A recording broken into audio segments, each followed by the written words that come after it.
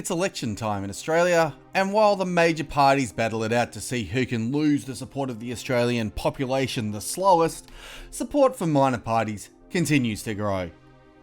While real Australians who care about their country plan to vote for Fraser Anning, maybe even One Nation, the Shooters, Fishers and Farmers Party, or some other pro-Australia party, one man has been making big moves. That man is Australian apparent billionaire Clive Palmer, who, in recent months, has spent tens of millions of dollars in political advertising. He's paid for YouTube ads, letterbox drops, and is even spamming direct SMS messages that nobody asked for.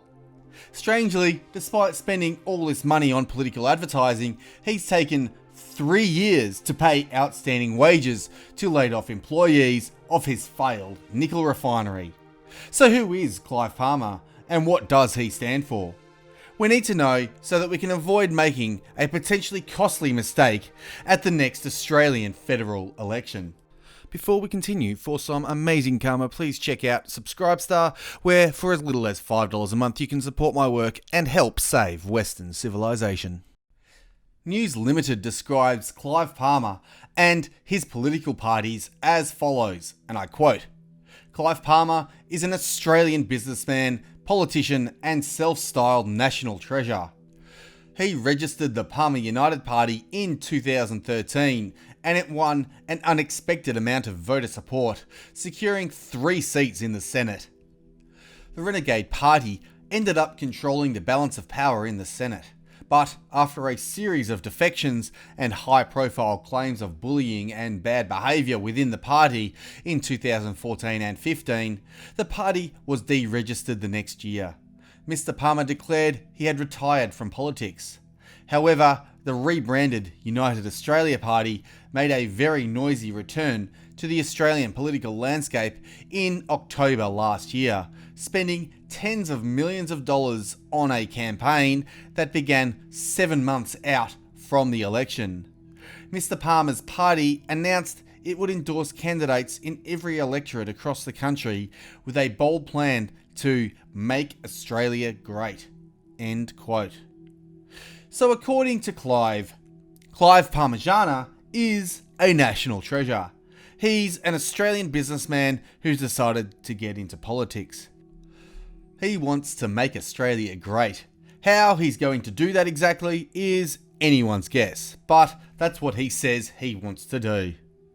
It's clear he fancies himself as an Australian Donald Trump and wants to use his money to enter Australian politics with the same sort of effect. The United Australia Party policies page is simply 4 short dot points that include opening the borders to more refugees, pushing for more mining, keeping money in the community that makes it, and, ironically, stopping paid political lobbying by party officials. It's unlikely Mr. Parmigiana, a billionaire, has any refugees living in his home, or anywhere near him for that matter. So his refugee policy is just globalist virtue signalling. He wants more mining, which obviously has absolutely nothing to do with the fact that he has substantial mining holdings, and how he wants to keep money in local communities is anyone's guess. As for clamping down on paid political lobbyists, this is the height of irony given that in the 80s and 90s he was a leading member of the National Party and donated generously to them. Maybe he should consider clamping down on corporate lobbyists, but that wouldn't really suit his agenda. He does have an extensive and rambling document where he outlines his vision for Australia. It's full of economic fallacies and other nonsense, including statements such as, and I quote, "Domestic demand is at an all-time low. Interest rates are at an all-time low. It's not because the economy is doing well. It's because there is no economic demand. Because our economy is spiraling downwards and shrinking, and our people hold their savings in fear." End quote. In order to see exactly why this is complete nonsense, please watch the economic series on this channel. To summarise, it's not demand that drives the economy, but production and supply. If the economy is weak, it's because we aren't producing enough goods and services that people want and need. The fact that the parasite class are flooding the nation with foreigners just makes matters much, much worse. Strangely, the document says this shortly after, and I quote, "Because of low demand and limited money supply, the problem is that small businesses are losing profitability. You have to create demand by increasing the money supply. People need money to buy goods and services for companies to make a profit and therefore pay tax." End quote. There are a number of issues with this statement, aside from what we've already covered. It's Keynesian nonsense of the worst kind. But did you notice how he says that limited money supply is the problem, yet earlier he notes that interest rates are low? This makes no sense, because low interest rates literally means there is lots of money flowing through the economy, and this is keeping interest rates low. Besides this, the idea that you can simply pump money into the system and cause economic growth is both wrong and dangerous. It's a recipe for hyperinflation and economic destruction. As someone who wants to enter Australian politics and make economic arguments, the least he could do is understand the absolute basics of monetary policy and economic theory. In the same document, he lists a number of things he calls achievements. That includes releasing foreigners into Australia, magically reducing electricity by 10%. This is interesting given prices have only risen in the last 10 years. He reduced prices while also pushing man-bear-pig awareness. He somehow stopped Campbell Newman, and this is automatically a good thing for some reason. Again, he must have used magic.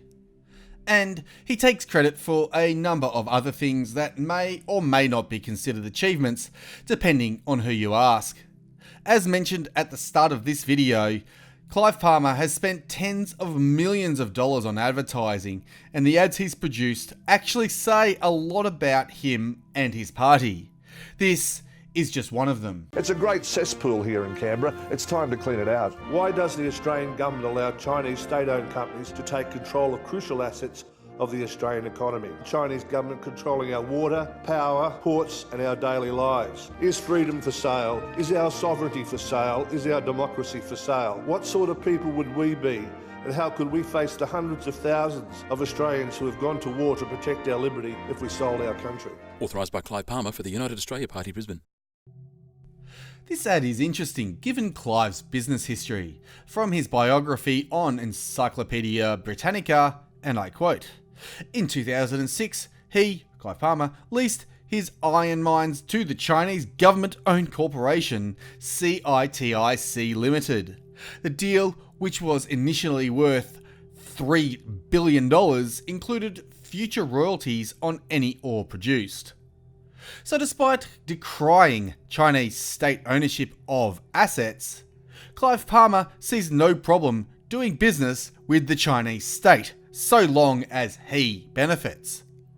If you are going to call out the Chinese state for encroaching on our sovereignty and daily lives, it's usually best not to aid them in doing this.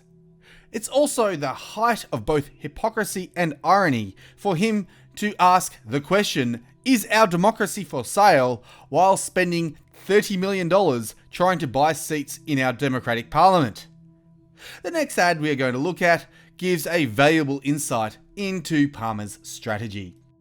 It's just not equal wages, it's equal opportunity. With equal opportunity comes jobs, respect and independence, what every woman needs. Put Australia first, vote United Australia Party. Authorised by Clive Palmer for the United Australia Party, Brisbane.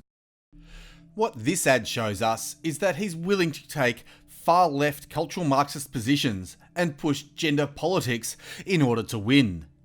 Meanwhile, he's pushing anti-Chinese sentiment while doing business with the Chinese and, as mentioned, even claims to believe the man-made climate change myth. What this portrays should be obvious, but here it is anyway. Clive Palmer will say and do anything if he thinks it will help his chances at getting into Parliament. Regardless of the issue, he will take the position and push the agenda of the side he believes will garner him the most votes across the board. Given the leftist domination of the media, that means he's going to take up silly left-wing positions on most issues, but also means he will take popular positions on taxes and pretend he wants a stronger economy, even if it means pushing leftist Keynesian lies. He desperately wants to get into Parliament, and it appears, based on the evidence, that this has little to do with a desire to represent the Australian people. Why then does Clive Palmer want so desperately to get into Parliament? Why is he spending tens of millions of dollars in order to get a seat where he can directly vote on legislation in this country and potentially hold the balance of power? Like Donald Trump, he's quite wealthy, but unlike Donald Trump, he has little in the way of a coherent policy platform. Also unlike Trump, he's taking positions popular with the media, seemingly because they are popular with the media. If he really wanted to affect change, this would not ever be the case. These questions cannot be answered with complete accuracy at this point because we just don't know. However, what we can do is speculate based on the available evidence. It is my honest opinion that Clive Palmer simply wants to get into power in order to use his position in Parliament to assist in his business dealings and for the ego boost of being in Parliament. He's doing it entirely for himself and his own interests. Any indication that he may have the Australian people's interests at heart is merely by accident. He's just another globalist corporatist shill looking to use politics as a means for profit and self-aggrandizement. Same poo, different stench. Fraser Anning still represents the only candidate offering real change and a genuine challenge to the current political paradigm. While it would be funny to watch the major parties deal with someone so unhinged, a vote for Clive is a vote for the same globalist regime that's hell-bent on destroying the West and eliminating white people from the planet. I hope you enjoyed the video, share the truth around, and I'll see ya when I see ya.